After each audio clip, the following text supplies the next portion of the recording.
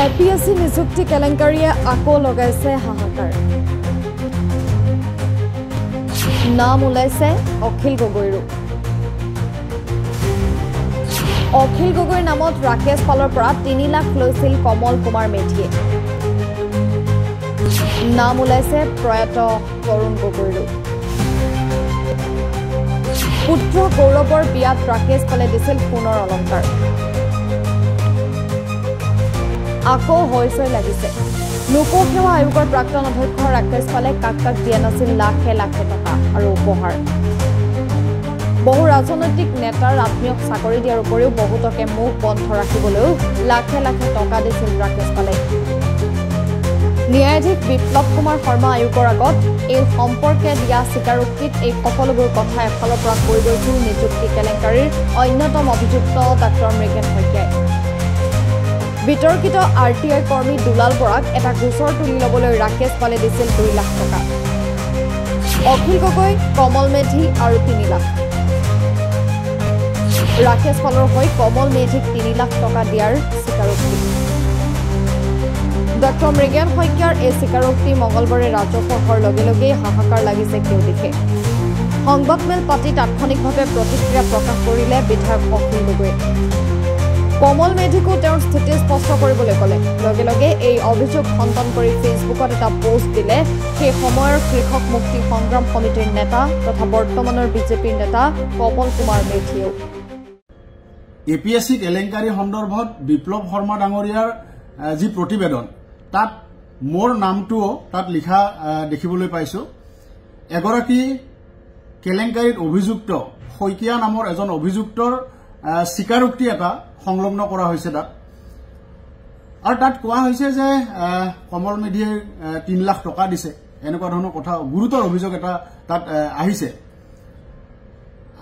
এই গোটেই বিষয়টো সন্দৰ্ভত মই স্পষ্ট কৰি দিব বিচাৰো যে APSC কেলেংকাৰীৰ নামত কিবা এই ধৰণৰ ঘটনা মুঠেও কত হোৱা নাই এজন মানুহ মোৰ ওচৰলৈ আহিছিলে এই শইকীয়া বোলা মানুহজন আৰু এজন বিশেষ ব্যক্তিয়ে মোৰ ওচৰলৈ তেওঁক লৈ আহিছিলে সেই বিশেষ ব্যক্তিজন মোৰ চিনাকি শইকীয়াজন মোৰ চিনাকি নহয় তেখেতে আহি মোৰ লগত চিনাকি কৰাই দিলে আৰু শইকীয়া বোলা মানুহজনে ক'লে যে তেখেতে অখিল গগৈৰ ঘৰৰ পৰা আহিছে আৰু অখিল গগৈ মোৰ লগত কথা পাতিব দিছে বুলি ক'লে মই তেতিয়া সুধিলো যে কথাটো কি কথাটো হ'ল যে ৰাকেশ পালে এবাৰ অখিল গগৈ বা মোৰ লগত কথা পাতিব বিচাৰে এই কথাটো তেখেতে কৈছে তেওঁৰ প্ৰস্তাৱটো হ'ল যে অখিল গগৈ বা মোৰ লগত ৰাকেশ পালে এবাৰ কথা পাতিব বিচাৰে তেতিয়া মই ক'লো যে আপুনি অখিলদাৰ লগতে কথাটো পাতক আৰু এইটো কথা সাংগঠনিকভাৱে আমি এনেকৈ পাতিব নোৱাৰো এই কথাও তেখেতক লগে লগে স্পষ্ট কৰি দিছো তাৰ পিছত 10-15 মিনিটমান সময় তেখেত মোৰ লগত আছে কথা পাতিছে আৰু তেখেতক মই স্পষ্টকৈ কৈছো যে এইটো বিষয়ে আমি কথা পাতিব নোৱাৰো আৰু টকা পইচা লোৱাৰ প্ৰশ্নটো এটা গোকাত মিছা কথা কোনো পৰিস্থিতিত টকা পইচা লোৱাৰ তাত প্ৰশ্নই নাহিলে মানুহজনক মই এদিনে লগ পাইছো এজন বিশেষ ব্যক্তি মোৰ চিনাকি ব্যক্তিয়ে মোৰ ওচৰলৈ লৈ আহিছিলে সেই 10-15 মিনিট সময় তেখেতৰ লগত কথা পাতিছো আৰু তাৰ পিছত জীৱনত মই কেতিয়াও সেই মানুহজনক লগ পোৱা নাই গতিকে মই কেতিয়া তেওঁৰ পৰা টকা ললো কৰ পৰা টকা ললো কেনেকৈ মই টকা ললো এই গোটেই কথাবিলাক মই এতিয়া নিশ্চিতভাৱে এইটো বিষয়টো আইনী এটা মই দিশলৈ যাব লাগিব কাৰণ গোটেই বিষয়টো যথেষ্ট এটা বদনাম চৰ্চা হৈছে আজি যিটো মই অনাহকতে এটা মিছা অপবাদ মোৰ ওপৰত আজি পৰিছে গতিকে এই বিষয়টো কোনে মোক পইচা দিছিলে কেনেকৈ পইচা দিছিলে কি পইচা দিছিলে এই গোটেই বিষয়টো নিশ্চিতভাৱে মই ন্যায়ালয়ৰ কাষ চাপিম এই গোটেই বিষয়টো লৈ আৰু মানুহজনে বাৰে বাৰে এটা কথা কৈছিলে যে তেখেতে অখিল গগৈৰ ঘৰৰ পৰা আহিছে আৰু মোৰ লগত অখিল গগৈ কথা পাতিব দিছে এই কথাটো প্ৰতিবেদনখনতো এই কথাখিনি লিখা আছে আৰু অখিলদাৰ ঘৰৰ পৰা আহিছে বুলি কোৱা কাৰণেহে মই কথাটো অলপমান এইখিনি সময়ত তেওঁৰ লগত কথা পাতিছিলো আৰু তাৰ পৰৱৰ্তী সময়ত অখিলদাক মই সুধিছিলো অখিলদাই কৈছে হয় মানুহ এজন আহিছিলে এনেকৈ কথা পাতিব আহিছিলে এনেকৈ কৈছিলে তাৰ পিছত কি হ'ল মই আৰু নাজানো গোটেই বিষয়টো আৰু হেৰি নহল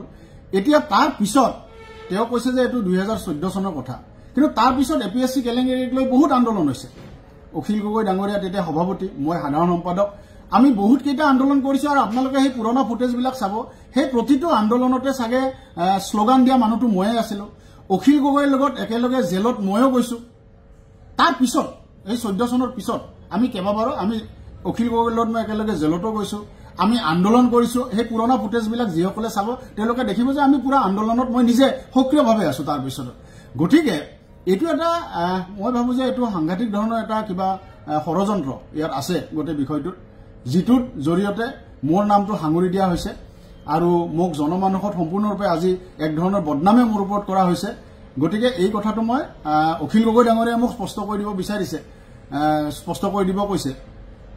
অখিল গগৈ ডাঙৰ তেতিয়া প্ৰেসিডেন্ট আছিল মই সেক্ৰেটাৰী আছিলো আমি একেলগে কাম কৰিছিলো তেতিয়া তেনেকুৱা ধৰণৰ কোনো গ্যাপ নাছিলে কিন্তু আজি তেখেতে মোক স্পষ্টীকৰণ এটা দিব কৈছে মই স্পষ্টীকৰণ এটা দিলো গতিকে এই ধৰণৰ কোনো ধৰণৰ টকাৰ লেনদেনৰ প্ৰশ্নই উঠা নাই আৰু এই গোটেই বিষয়টো লৈ মই নিশ্চিতভাৱে আইনৰ কাষ চাপিম মুঠতে ডাক্তৰ মৃগেন শইকীয়াৰ স্বীকাৰোক্তি ৰাজহুৱা হোৱাৰ লগে লগে এতিয়া হাহাকাৰ লাগিছে আৰু কাৰ কাৰ নাম আগন্তুক দিনবিলাকত পোহৰলৈ আহে তাৰ বাবেহে এতিয়া অপেক্ষা কৰিব লাগিব ফোকাস আপডেট গুৱাহাটী প্ৰতিযোগিতা অথবা পক্ষত দুষ্ট নহয় সদায় অসমীয়াৰ স্বাৰ্থত MMD ফোকাস প্ৰতিৰোধ